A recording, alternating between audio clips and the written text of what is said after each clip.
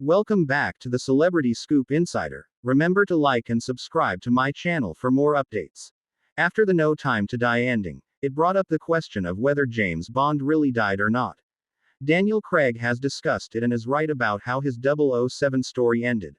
The movie finds Bond and his love interest, Dr. Madeline Swan, Leia Seydoux, kicking off blissfully simple new lives together, only for the arrival of the villainous Lucifer Safin, Rami Malek, ruining everything.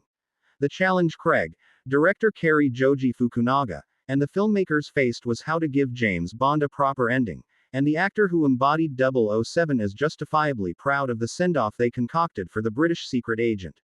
Before Daniel Craig's tenure, James Bond had died several times in the past with various fake-outs, but the No Time to Die ending solidifies that James Bond is now genuinely dead. Craig's Bond rebooted continuity with a clarified 007 origin that established a new backstory separate from the other movies. Craig's Bond's story is a tightly serialized canon that delves into 007's past, psychology, and humanity. In No Time to Die, James sacrifices his life to keep his love and their daughter Matilda, Lisa Dora Sonnet, safe from a lethal virus Bond is infected with. The No Time to Die ending meant that, for the first time, James Bond definitively dies a noble death on-screen.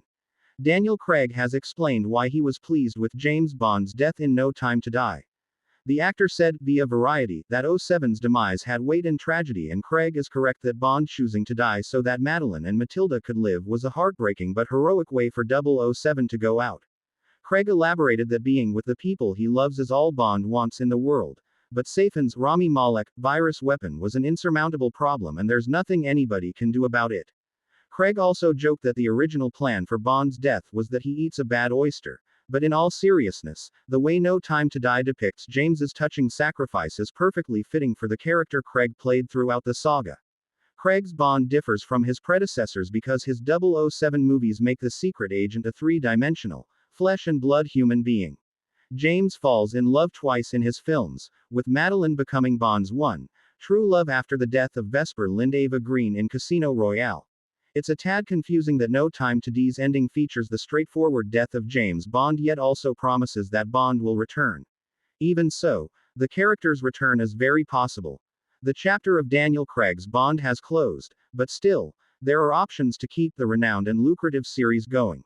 No Time to Die's ending proves that one Bond movie can tell its very own story, even breaking continuity with James Bond's death without damaging the entire franchise. Especially now, writers have a great deal of creative license in how they decide to navigate Bond's story moving forward.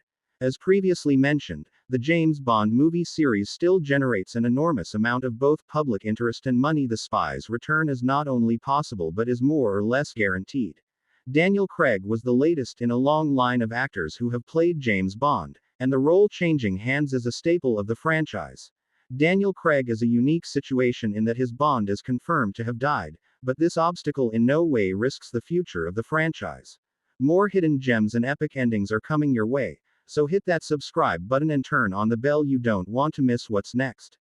This was the Celebrity Scoop Insider, bringing stories to life. Until the next reel, stay curious.